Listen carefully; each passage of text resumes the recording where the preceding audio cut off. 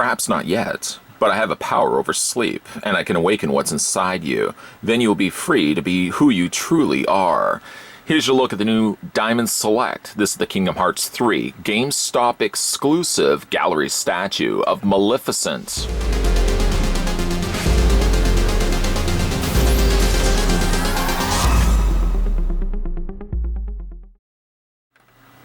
Kingdom Hearts 3 tells the story of the power of friendship as Sora and his friends embark on a perilous adventure. Set in a vast array of Disney and Pixar worlds, Kingdom Hearts follows the journey of Sora, a young boy and unknowing heir to a spectacular power. Sora is joined by Donald Duck and Goofy to stop an evil force known as the Heartless from invading and overtaking the universe. This PVC diorama of Maleficent is based on her appearance in the Kingdom Hearts series of video games and is constructed of high-grade vinyl with detailed sculpting and paint applications. The statue was designed by Nelson X. Asensio and sculpted by Varner Studios.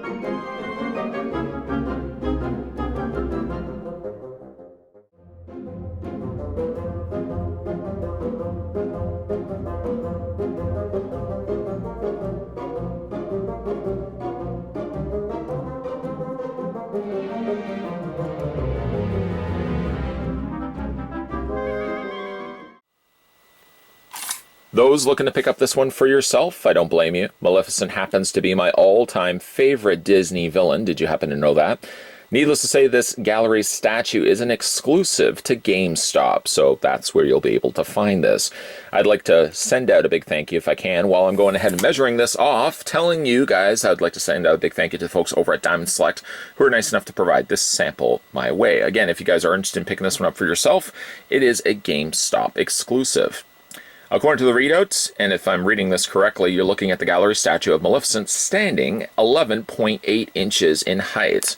And that in centimeters works out to be, how about that? 30 centimeters exactly. 30 centimeters exactly. Yeah, so as I was saying, Maleficent happens to be one of my all-time favorite Disney villains. Appearing, of course, in the film Sleeping Beauty.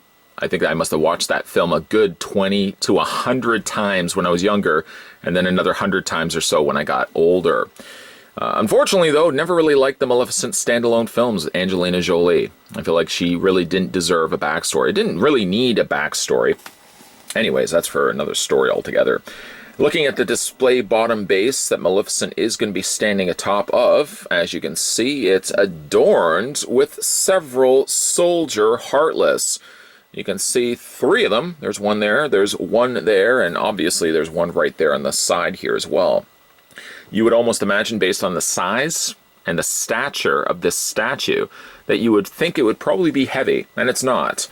In fact, if you flip it upside down, it's quite hollow inside. It's slightly soft, and it definitely does take away from some of the weight that you would expect probably would have made up this gorgeous-looking statue. We'll, of course, look at the details closer in a second, at least one of which being the Maleficent.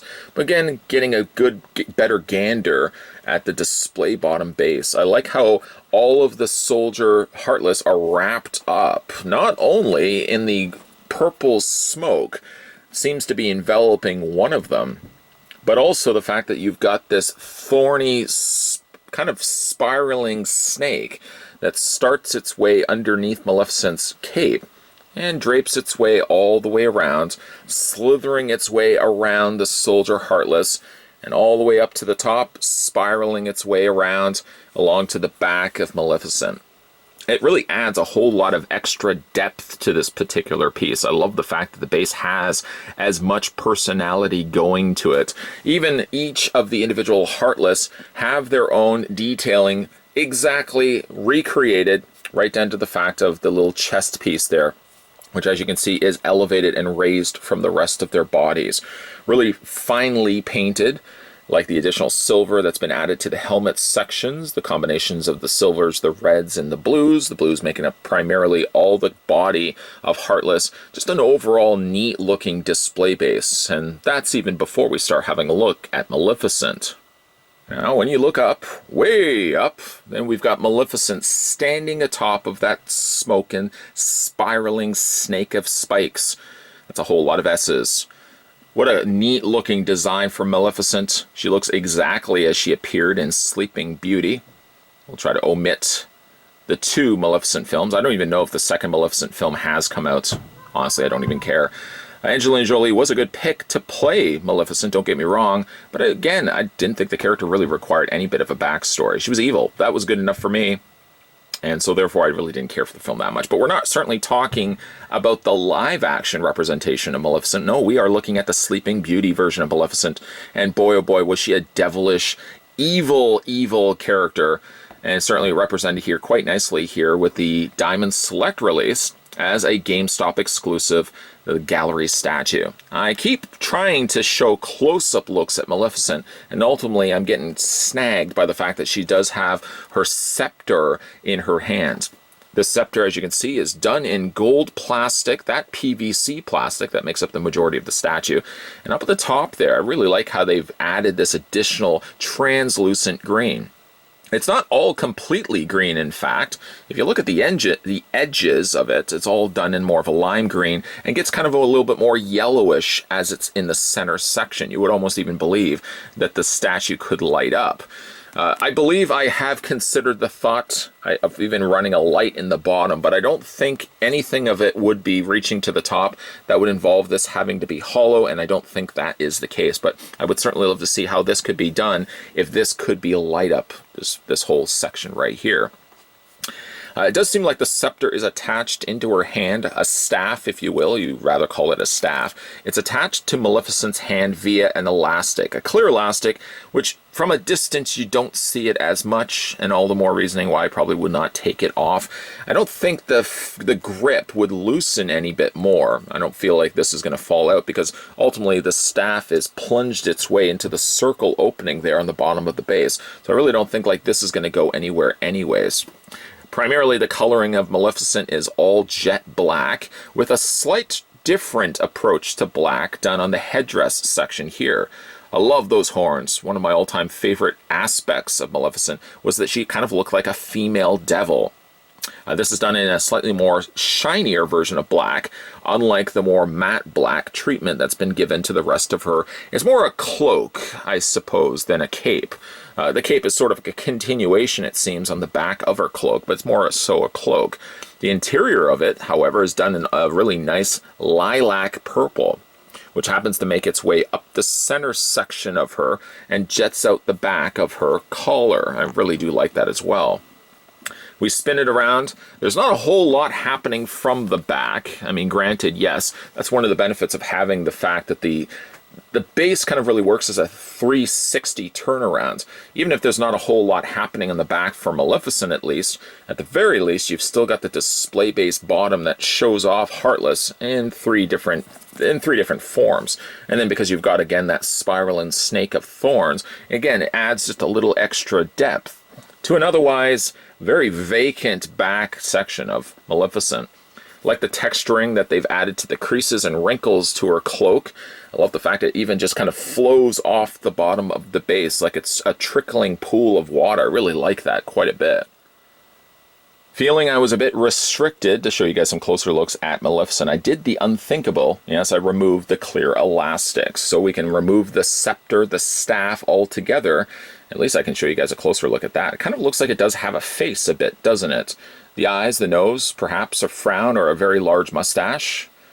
Again, really nice detailing done on both sides. Again, it's entirely up to you which way you want to display it. It probably makes a little bit more sense that way as you sort of see the top of the scepter. If you do want to add it back to her hand, it's simply just a case of sliding back in between the fingers and the palm of her grip and fit that back into the hole. I mean, it's going to be secure enough. It's clearly not going to be going anywhere. I guess at the very least, they did put the clear elastics in place so the scepter wouldn't spin. I guess that's the only thought process I have about why they actually had to add those elastics or not. But for this part, we're just going to slide this out, as I certainly do want to get a closer look and show you guys a closer look detailing at Maleficent's face. Could it be any bit closer to the Maleficent featured in the classic film Sleeping Beauty? I don't think so. I think they've nailed the face sculpt perfectly. Sort of an off-white, more greenish tinted face. Kind of always looked a little bit more reptilian to me. Probably the giveaway is the fact that she does have like the yellow eyes with those very singular dotted pupils. They're almost like little pin drop pupils painted into her eyes. I guess the idea is that she's supposed to look a little bit more dragon-like, which lends itself, of course, into the film itself. She has the high cheekbones, the very stretched, elongated face, and pointed off chin. Is it wrong for me to say that I might have had a crush, perhaps, on the evil Maleficent in the early days of watching the film? Perhaps a little bit now as well? Okay. Needless to say, again, really happy with how this one turned out. I like also that they put in the grooves to the horns and not simply just left those off or drew them in. They're actually in there. They've been carved into the actual horn section. I really think they did a bang-up job on that. The other hand is sort of just left to its own devices. In actual fact, I suppose you could even just leave the scepter off completely if you wanted to, but it does sort of look like she's supposed to be gripping and holding on to something. At the very least, they did give the option, and maybe that's one of the reasonings also why they put those elastics in there. So you could, if you wanted to, you could take the scepter off completely, and you could just have Maleficent on her own without it. It does feel, like I said, a little vacant. It also does look, based on the hole that's sitting right now, and I'm looking right at it, there it is right there, it does look like something clearly should be there in the first place. What I really like about this particular statue, we'll just put it down right here for a second, and we'll just replace, there we go, and return it back home, the scepter that was in her hand.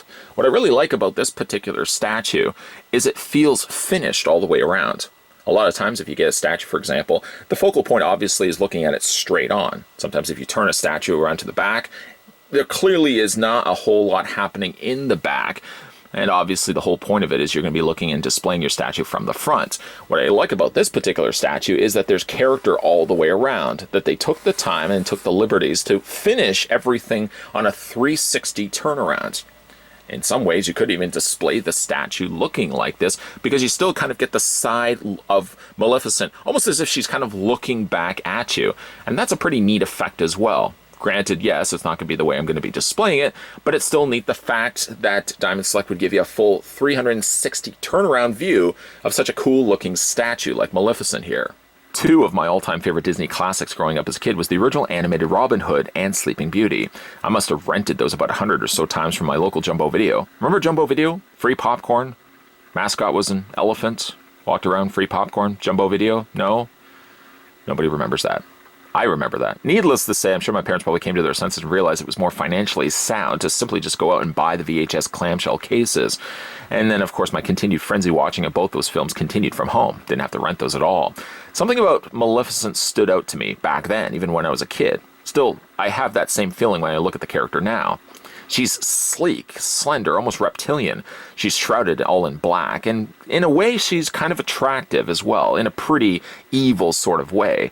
It's not unique necessarily to Maleficent. We kind of got that with many of the Disney villain characters. Snow White, for example, had the evil queen. She was pretty until she eventually turned into a hag that offered up Snow White some temptation. I think it was with the poison apple. But needless to say, there was something about Maleficent that stood out to me. And again, even to this day, I was intrigued by the idea of getting a standalone Maleficent film, maybe to know more about her backstory. And then I realized later, that's not a good idea. Less is more with a lot of these characters. The intrigue came with the mystery of not knowing anything about Maleficent. By giving her so much backstory with the Angelina Jolie standalone film, it kind of diminished my appeal in the character. I'd rather more or less just stick with the Maleficent from Sleeping Beauty and leave the Maleficent standalone feature films all on their own, and don't even watch those. I guess the proof is, again, less is more. Disney feels so compelled to add backstory to characters, if you ask me, that really don't need backstories at all. They're even doing that with Star Wars. I want to know as much about Maleficent as I want to know more about Han Solo. Backstories, like I said, aren't necessary. But that's, again, the live-action version. Here we are looking, of course, at the Kingdom Hearts 3 gallery statue of Maleficent with Heartless, and this one is solely based on the Sleeping Beauty and the far superior Maleficent, if you ask me. The statue looks exquisite. It looks like the character was pulled not only from the game, but the original classic Sleeping Beauty film, which, again, you probably already know, all-time favorite of mine. The nice added touch is the fact that the base is a 360 turnaround, so even no matter how you look at it, even the way you're looking at it here on the turntable, every angle has something going on, a feast for the senses, something that your eyes can hone in on, even from the back, which you're really only looking at the back of her cloak. You're still getting the Heartless soldiers all kind of, displayed, wrapped around those thorny spines of vines there. A great looking representation, again, of Maleficent. If you guys are interested in picking this one up for yourself, it's available only at GameStop. Big thank you, though, to the folks over at Diamond Select who were nice enough to send this one my way. I can't even express how much I like Maleficent as one of my all-time favorite female villains. You can imagine how excited I am to have this one now part of my collection. If you guys want to go back and have a look at some of my other gallery statues, there's a playlist for that as well, if you guys want to check out more from Diamond Select. Speaking of checking out more from Diamond Select, if you're in the fancy of seeing some upcoming items before they hit store shelves, might I also recommend that you check out the YouTube channel for Diamond Select, where you can kind of see up-and-coming pieces before they actually get released. I'll provide the link down below to Diamond Select's YouTube channel if you'd like to check that out as well. Make sure you subscribe to this channel if you haven't done so already. And also, if you haven't done so already, make sure you turn on that bell notification. I don't know how effective it's going to be during the Barbara Walter year of 2020, but nonetheless, hit the bell notification and stay tuned, because there's going to be a whole lot of videos coming your way. As always, thanks for watching, and I'll see you guys next time.